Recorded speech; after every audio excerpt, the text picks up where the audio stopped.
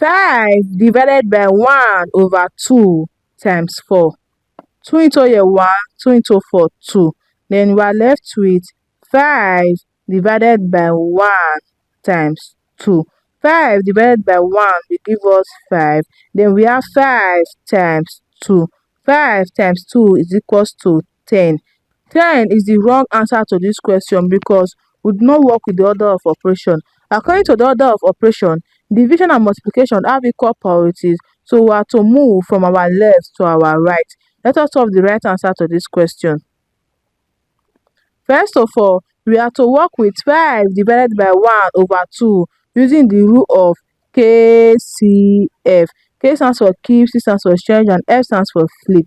We are going to keep 5, change division to multiplication, then flip 1 over 2 to 2 over 1, then multiply by 4 here. Now we are going to simplify. 1 into itself will give us 1, then 1 into 5 will give us 5. Then we are left with 5 times 2 times 4.